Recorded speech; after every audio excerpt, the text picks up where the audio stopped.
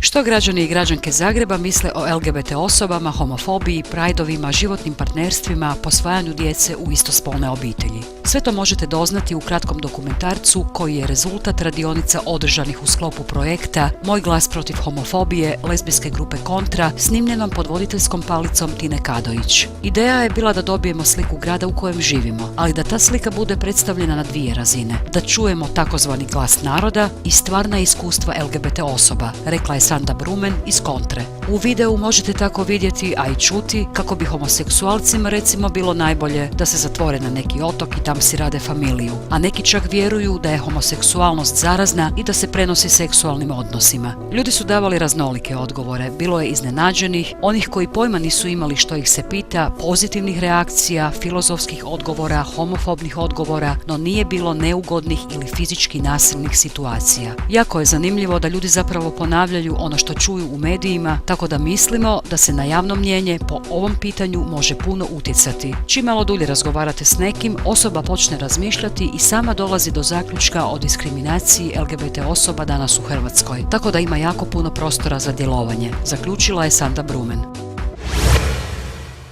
Student Bruno K. oslobođen je optužbi za remećenje javnog reda i mira, a nije dokazano ni da je kao sudionik povorke Zagreb Pride 2011. svojim postupcima i nošenjem transparenta s natpisom Karamarko Keruma ili Jebe lud ludoga uznemiravao građane. Za toga je teretila policijska uprava Zagrebačka i to zato što je stvarao nemir, neraspoloženje i uznemirenost među prolazećim građanima. Presudno je svakako bilo svjedočenje policajca Marija Maješića koji je tok 18. lipnja 2011.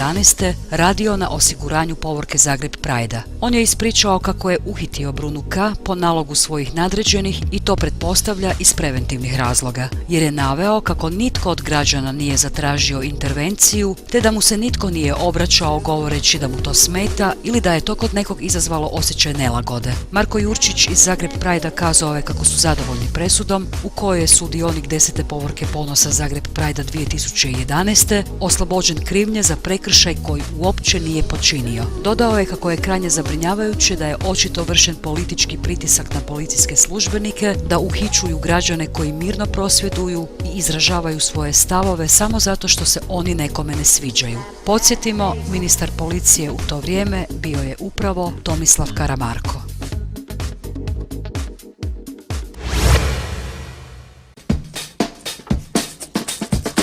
I'm getting ready for a lot of things. A lot of things. U nedjelju 12. travnja Hillary Clinton je službeno najavila kandidaturu za predsjednicu SAD-a na izborima koji će se održati 2016. a najavu je popratio i video u kojem obični Amerikanci pričaju o svojim nadama i snovima. Njezin video je poseban po tome što se po prvi put u povijesti američkih predsjedničkih kandidatura u njemu pojavljuju istospolni parovi. Najveća američka organizacija za LGBT prava, Human Rights Campaign, otkriva kako su u videu i njihova dva člana, Jared Milred i Nathan Johnson, koji se planiraju vjenčati ovog ljeta. Neki su strani mediji pisali zašto se Hillary Clinton može vjerovati kad kaže da je njezina promjena stava o istospolnom braku bez primisli, da se tu radi samo o kupovanju političkih bodova od LGBT zajednice. Podsjećaju kako se još 2008. protivila federalnom zakonu o istospolnom braku, kazavši kako odluke o njegovom ozakonjenju treba prepustiti državama, te kako se tijekom godina to mijenjalo, te ističu da je Hillary Clinton kao 67-godišnjakinja upravo ogledni primjer promjene mišljenja o bračnoj jednakosti te generacije Amerikanaca. And so we have high hopes for 2015 that that's going to happen. So I'm hitting the road to earn your vote because it's your time. And I hope you'll join me on this journey.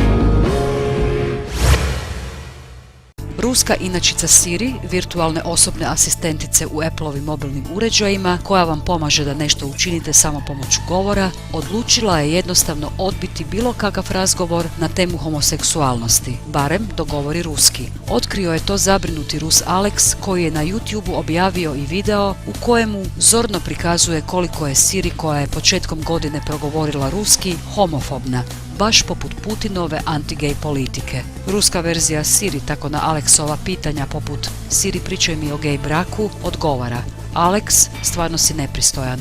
Nije imao uspjeha ni kad ju je pitao gdje je najbliži gej klub.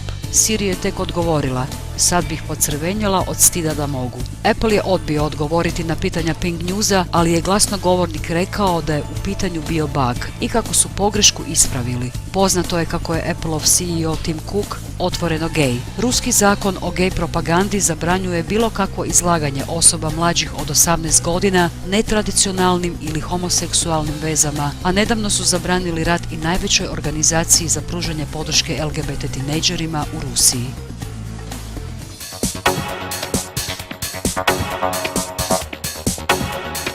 Audiovizualni pregled tjednih vijesti Zrcalo tjedna prilagođen je slijepim i slabovidnim te gluhim i nagluhim osobama, a ostvaruje se uz financijsku potporu Fonda za poticanje pluralizma i raznovrsnosti elektroničkih medija.